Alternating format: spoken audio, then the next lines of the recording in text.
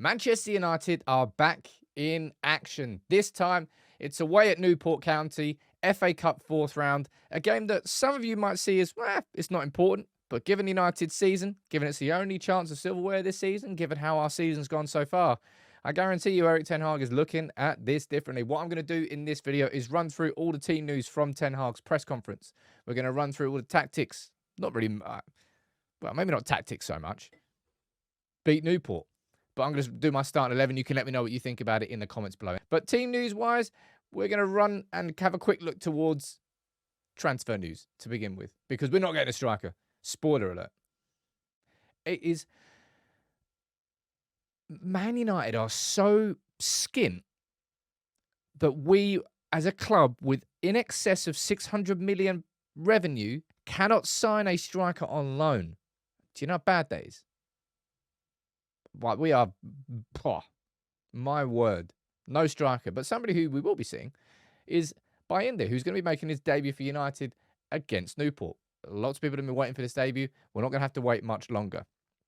Now, I'm gonna take a look at the team that we played against Spurs in the last game, which again feels like what was it, 2 weeks ago? I think it was, and have a conversation about that.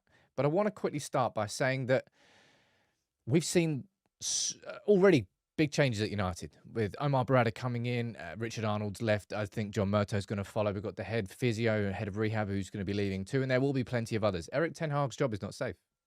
Erik Ten Hag's job is not secure, and I always repeat it in my head. But Carl Anker saying that Ten Hag's effectively an interim manager. He's got to prove himself again between now and the end of the season, getting this team firing upwards. And it has to start with Newport. It absolutely does have to start. Now, this was a team that played against Spurs. From such a brilliant early goal from Højlund, it was really disappointing to see how United just didn't build on that. 3 minutes in, at Old Trafford, use the energy. We didn't. We let Spurs come into it. We relinquished 2 leads. Goal from a set piece, goal from a cutback. Same old problems. Game in, game out. This is going to be the team that I would like to see against Newport. We don't really have to talk about too much about tactics, squaring up players. We're playing Newport. Yeah, they're going to be up for it. Of course they are. It's going to be their... They're going to make a DVD about this game. And United have got to be aware of that. But we're playing Newport. And Bayinde is going to be making his debut. A lot of people are going to be looking to see how he plays with the ball at his feet. A lot of people are going to be seeing how confident he is, how different he is, I suppose, to Onana. And I hope he does well. And I hope we drive some internal competition for goalkeepers.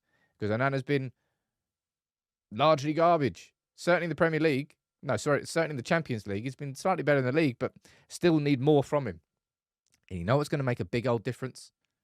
Not having that as a defence. And what we've not seen in front of our goalkeeper this season is a stable defence. And I hope that this is the game where we really start to see the return of players. Now, Shaw was supposed to play against Spurs, got pulled out, and then Wan-Bissaka ended up playing left back, and Varane ended up playing left centre back. It was kind of a weird formation against Spurs.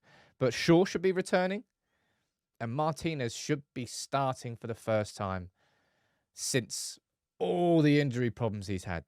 He came off the bench against Spurs, and he just kind of looked a bit like Martinez. A bit sharp, a bit more aggressive, just a bit lighter on his feet than he did when he was still playing with a metatarsal problem. We need this bloke back. We need this bloke back badly. Badly in this team. And I'm hoping that Shaw being there, Martinez being there, and I'll tell you what, I think we could see Maguire there as well. Let's be honest, if you're going to say who have been the best players this season, it's like scraping the barrel. But up until he got injured, Maguire was really in quite good form. So if they're all fit, and I have to hope they are because they've all been in training this week, there hasn't really been much said about it, but I'm starting Martinez there. I'm starting Luke Shaw at left back, and we've missed that partnership there. And I'm starting Harry Maguire over Varane at right centre back. I'm probably going to start Delo. I reckon that probably... Oh, no, we'll see what happens when Onana comes back and whether he's going to be our best goalkeeper. If Bayinde absolutely nails it against Newport, will he get a chance in the next game? I think it's Wolves. I imagine Ten Hag will probably go back to playing Onana, but it's going to be interesting to see what happens there. And yet, you could put Wan-Bissaka there. But Delo is more progressive, naturally, and he can play that inverted role. And I'll be interested to actually see if Delo and Shaw plays, whether or not for the first time in a long time, we're actually going to have both fullbacks being able to invert inside. Because right now, whenever Dalot's been playing left back, it's always been Wan-Bissaka holding back and Dalot going forward and inverting if he needs to. That could change. You could see Shaw and Dalot both doing it alternately. I think that could happen anyway. In midfield, I hope this midfield picks itself, and I think it does as long as they are fit. It should be Kobbie Mainoo, and it should be Bruno and Casemiro as the two players with him. I wouldn't say in front of him. I would say with him. Because in reality, I think what you should be looking towards is something like this, right? Where you've got Casemiro as the deeper player and kind of, I'm not saying that he can't move out of this zone, but effectively screening sideways, not really running forward too much and leaving all the space in behind, but not operating specifically as a number 6, but just being far more tactically disciplined and positionally aware.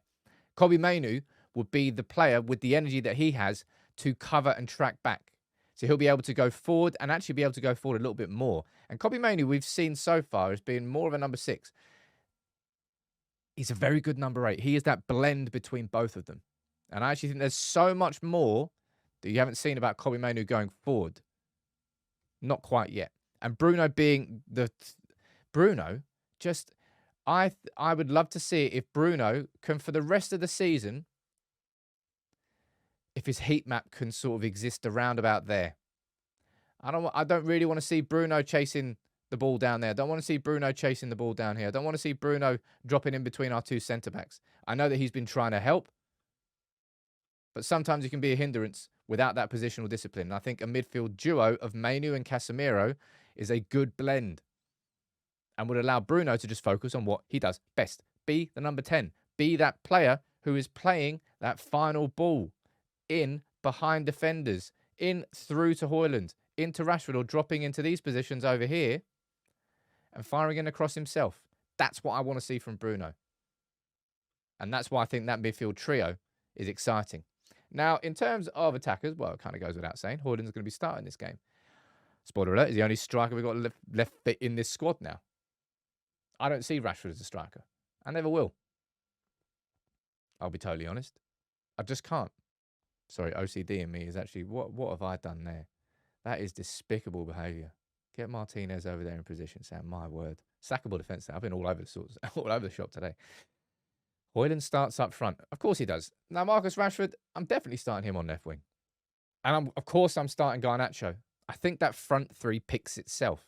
And that's as strong a team as we could possibly put out.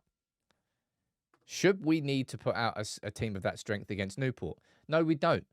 But do we only have one game a week now until the until the end of the season because we're all out of Europe? Yeah, exactly. So every single game, Erik ten Hag will be putting out his absolute strongest 11, and so he should.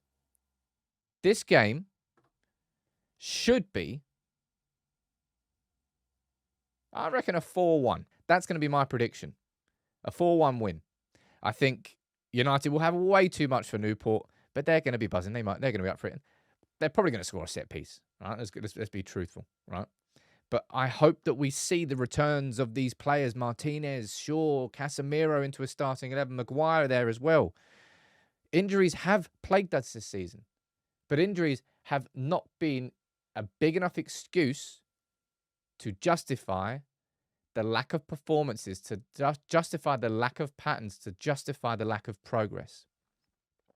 And if Ten Hag is going to be our manager next season, just like every one of those players know, they need to play for their position as a Manchester United player, because there is no way that Ineos give the same amount of leeway as Manchester United have given so many players over the last few years. Times are a-changing. Klopp's leaving Liverpool. I think Pep's not got long left at City, and hopefully he goes when they get relegated after 115 charges get confirmed. That'll be nice. Now is the time of opportunity ahead for United after spending years in the shadows. And Ten Hag knows, I think, that he's got to turn the screw with these players. When we've got them all back, I'm looking forward to seeing Bayindir's debut. I'm looking forward to seeing what Martinez brings to the build-up play. I don't think Newport will be pressing too much, but beat Newport. Let's go into the Wolves game. And from now on, we need full tilt United. We need United to play like we did at this point last January, after the World Cup, beating City, going into February, beating Barcelona to go through in that extra Europa knockout game, winning the League Cup. That was the best football we played under Ten Hag. Erik, we need to see that again now. We need to see this team firing. What's your prediction? What's your starting 11? That's my starting 11, and my prediction is a 4-1. Let me know yours in the comments.